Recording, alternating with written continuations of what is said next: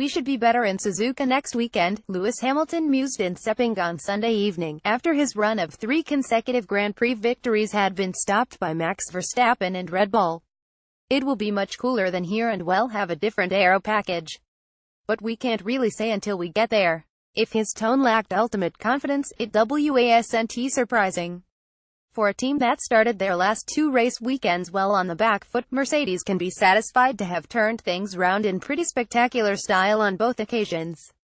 Hamilton, after all, now holds a lead of 34 points over Sebastian Vettel after winning the Singapore GP and finishing second to Verstappen on Sunday. Vettel, meanwhile, crashed out in Singapore and took both Verstappen and teammate Kimi Raikkonen with him, and was only 4th on Sunday. But as is so often the case in F1, things go much deeper than the surface results. Ferrari have had 2 disastrous races. Singapore was an unmitigated fiasco. In Malaysia, the Scuderia were already reeling after the engine problem that befell the German on Saturday, and consigned him to the back of the grid, when just before the start of the race something similar befell Raikkonen, who had only just missed out on pole position and seemed all set to clear off into the distance and score the victory that team appeared to have denied him in Monaco and Hungary in their quest to do the best for Vettel. With one red car out before the start, and the other having to climb back into contention, things were tough, especially as Ferrari ought to have walked both races, yet Vettel's excellent drive-through from 20th to an honorable 4th, having challenged but failed to pass Daniel Ricciardo for the final podium slot, underlined the current speed of the Ferrari on this type of high downforce track.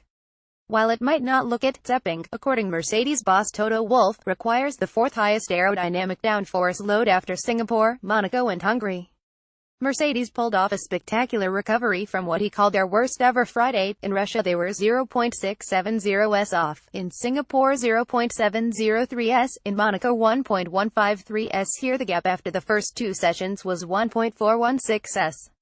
After he reverted to the Singapore aero package, Hamilton bounced back as only he can to take pole position, though the fact that Raikkonen failed by only 0.045s to beat him suggested that Vettel, usually the quicker of the two, should have taken pole but for his engine troubles. Verstappen overtook Hamilton at the start before racing to victory. Getty. So though Hamilton finished a decent second, limiting damage as much as he could on a day when Mercedes had no answer to Red Bull, and he sensibly did not push it to the extreme, defending against Verstappen's crucial and successful challenge for the lead going in turn 1 on the 4th lap, there was a strong element of luck involved.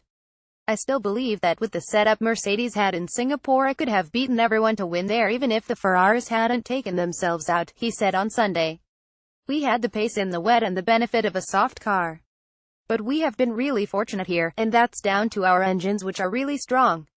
I shouldn't have come away 1st and 2nd from 2 of our bogey tracks.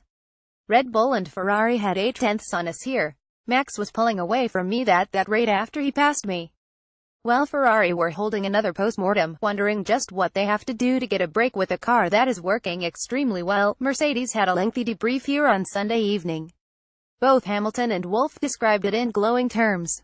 Hamilton extended his championship lead despite finishing second to the Dutchman. Getty, referring earlier to Valtteri Bottas' recent struggles to match Hamilton's pace, and the tough race he had endured running the unsuccessful new aero configuration on Sunday, Wolff had said, "A wise man once said that smooth seas do not tough sailors make." That could also be applied to the situation the team faces overall. Despite being reflective rather than elated, as he was in Belgium, Italy and Singapore, Hamilton said he was still positive.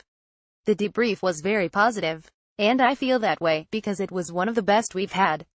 When you win there's often not a lot to say in terms of feedback. But when you've had a difficult day there are more questions and more detail to go into. My comments and Valtteri's are really important for us. Things happened this weekend that are not acceptable to this level of team." Hamilton now faces challengers from both Ferrari and Red Bull. Getty. "I'm really happy with my performance, and what I got out of the car. And the team are really pumped up to see what they can do to rectify the problems on this car.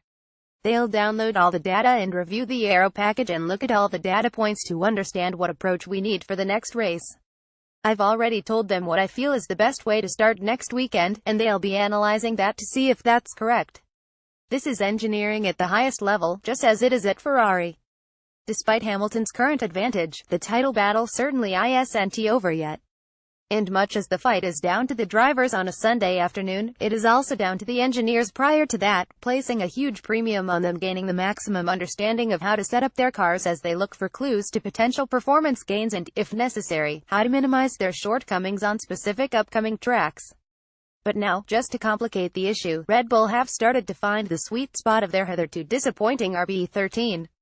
The fact that a third contender has the potential to take points away from them should concern both Ferrari and Mercedes equally as their battle intensifies.